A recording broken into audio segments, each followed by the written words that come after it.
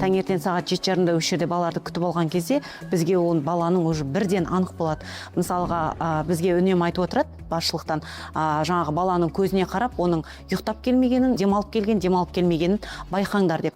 Біз ойлап жүрген әзіл қалжыңның өзі заң жүзінде тәртіпке алынады, яғни буллинг болып саналады.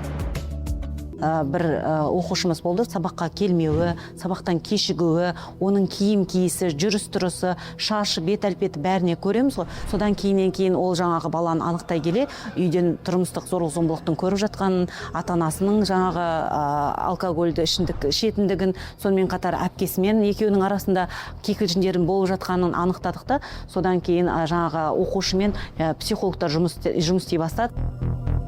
Кейде ата-аналардың өздері тіпті жаңағыдай балаларын түсінбей қалатын жағдай болып жатады. Бірде мынандай бір жақында бір жағдай болды. Мамасы баласы туралы түннің бір уағында мұғалімге звондаған ғой, класс жетекшіге. Телефонды бермей жатыр маған. Мынау айғайлап жатыр осылай деген сияқты. Енді ол бала сол моментте бір нәрсені көргісі келмей, кейде тіпті балаға ата-ананың да шамасы келмей қалады. Түсінбей қалуы мүмкін оның ішіндегі дүниенің не болып жатқанын. Сол моментте ол бала мүмкін бір нәрсені шешу керек болды ма? Оның жауабын мүмкін әлеуметтік желіден іздеді ма? Кейін бұл ата-ана келіп, осы қылығы үшін өзі кешірім сұрап, шын мәнінде ол қорқып кеткенін ол жасырған жоқ ол балаға. Қазір енді қоғамда балдарды тәрбиелеу өте қиын.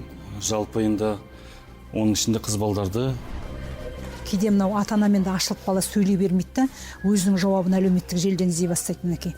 Бірақ сол кезде бұл жерде родительский контроль дейді ғой, орысша айтқанда, ата-ананың бақылауы өте күшті болуы мүмкін. Өйткені балалар жаңағындай өз бетінше іздейміз деп, мынау келеңсіз бір сайттарға кіріп кетуі мүмкін.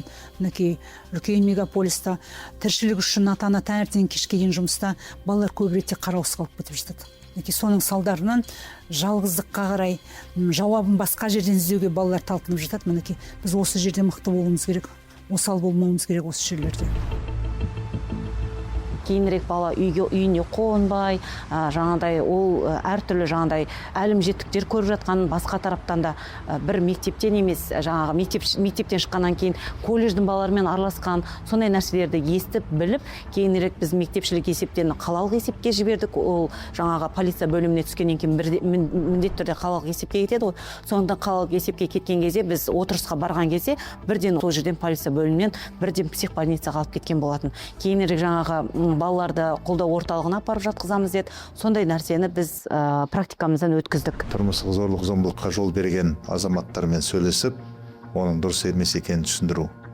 Егер ел боламыз десек, бесігімізді түзе дегендей, сол отбасында жалпы бақытты мекенді, бақытты орданы құру мақсатында осы жұмыстарды атқарып жүрміз. Әрине, 2,5 миллион халық тұратын елордаға әр отбасыға жетеміз деген мақсат бар бізде.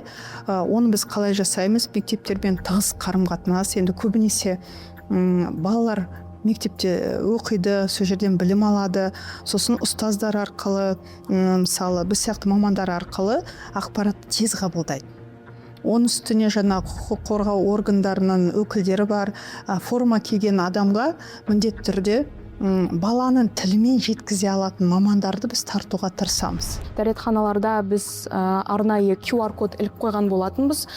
Буллинг жағдайына түскен бала сол QR кодты телефонында камерасын ашып, анонимді түрде өзінің мұңын айта алады психологқа.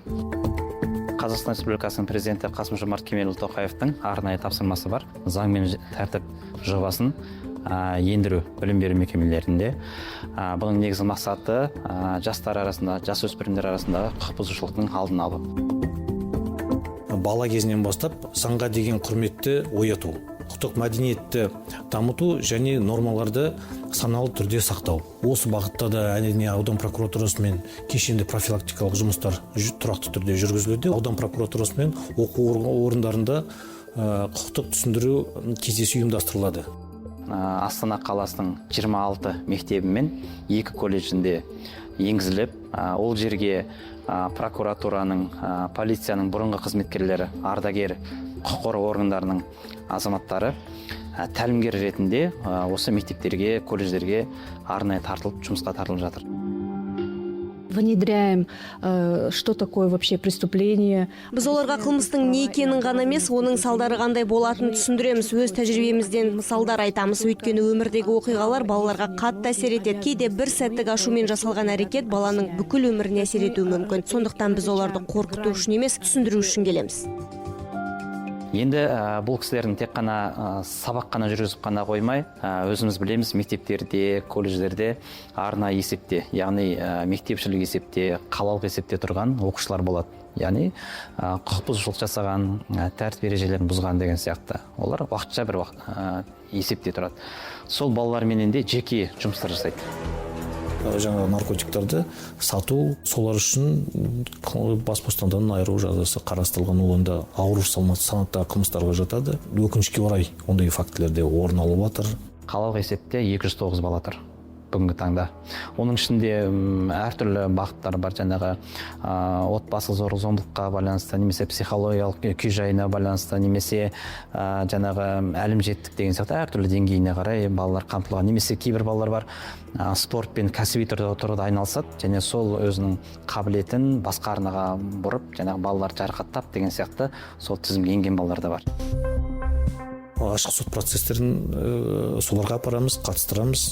Әрине соттың рұқсатымен, жаңағындай сотталушының рұқсатымен, сол құқықтарын бұзбай отырып, ол да бір әсерін беріп жатыр. Қалалық прокуратурада 25 желтоқсан 2025 жылы осы клуб лидері сайланды. Бұл Өтеген Сейітов атындағы болашақ прокурор клубы. Және 21 қаңтар күні біздің мектебімізде ең бірінші болып Сарыесік ауданының ішінде прокурор клубы ашылды. Біз прокурор клубының мүшесі болып және лидер болғанда біз басқа оқушыларды және өзімізде құқықтық сауаттылықты арттырып, қазіргі таңда өзімізге көптеген тәжірибе алып жатырмыз. Бізде 8 турникет орналастырған. Осы турникет арқылы балалар кіреді, қызметкерлер балалар кіріп шығады. Оның бәрі компьютерда бәріміз сақталған. Face ID 500-мен кіреді, i500-мен шығамыз. Соның осында 190-нан артық камерамыз бар. Осы жерден қарап отырамыз. Бұл жерде түсініксіз жағдайлар болса, сол жерге охранникке айтып, күзетшімен барып шешеміз. Баланы қаталдықпен тәрбиелей алмайсыз қазір. Баланы түсіну керек. Подход дейді ғой орысша. Түсініп барып баланы жаңағы ашып алуға болады. Кейбір балалардың тіпті оның айтар ойы, көзқарасы өзіңнен де биік екен. Мен кейде өзімді сабақ алып жатам балалардан. Білгенім жағы 9, білмегенім 99 дейді ғой. Қазір енді көбісіміз байқап отырсақ, қит етсе жалпы ата-аналар балалардың сөзін сөйлеп, мұғалімдерді түсіріп жатады. Енді кішкентай сыныптар әрине бала болғаннан кейін балалығын жасайды. Дегенмен оларға енді өзіміздің ақылымызды өтіп бара жатқан кезде, мысалы асханада болсын, отырған жерде болсын айту. Білмеймін, енді мен мектебіміздің алғашқы президенті болғандықтан көп оқушыларды танимын, олар да мені таниды, мені тыңдағанды жақсы көреді. Мен де олармен сөйлескенді жақсы көремін, сондықтан бұндай орын алмас үшін көбінесе енді біздің қазақтың менталитеті бар, тәрбие, отбасыдағы тәрбие болсын, соларды айтып, жақсы жаққа бұрмаймыз. 3 жыл бұрын ата-аналар жиналысына тек әйелдер отыратын. Оның өзі әр сыныпта кем деген 30% қатысады. Ата-аналарды жинау қиын болатын. Елордада жаңағы бірлесіп жасаған қадамдар арқылы қазір әр мектепке кірсеңіз 90% әкелер отырады. Үйіне барып баласымен тіл табысу, оның үстіне әр мектепте біз ата-аналарға үйрету кабинеттерін ашып жатырмыз. Ата-аналармен жұмыс істеу кабинеттерін. Өйткені осы үрдісті бастағанда біз әр мектепке кіріп, ата-аналар жиналыстарына қатысқанда ең үлкен сұрақ қойған. Біз балалармен қарым-қатынасты бізге үйретіңіз. Біз олардың тілін түсінбейді екенбіз.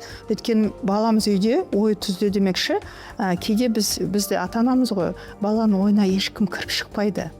Қазіргі таңда тек оны бірге бір арнада жүріп қана, бір волнада дейді ғой, баланың ойлағанды ойлап, соның өмірімен өмір сүрген ғана ата ана соған сәл пәл болса да қадағалау жасауға мүмкіндік бар да. Бізге балалармен тіл табыса алмай жататын ата аналар шығып жатады, көбінесе әкелер, менің балам мені тыңдамайды деген сияқты. Ол мәселе әкенің отбасындағы рөлі тек қана ақша табумен шектеліп қалғанның кесірінен. Қазіргі уақытта біз балаларымызға ақша табуды да қолға алуымыз керек, отбасында балалармен қарым қатынасты да күшейтуіміз керек, бір демалысты балаларға арнауымыз керек.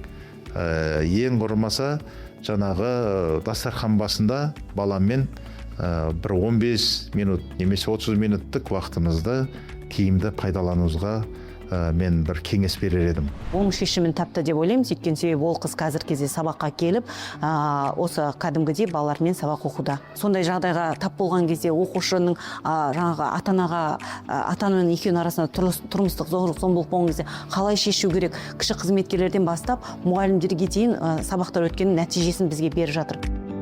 Біз балаларға сапалы білім мен саналы тәрбиемен қатар құқықтық білімді, құндылықтарды, адалдықты, адамгершілікті оқушылардың бойына сіңіреміз.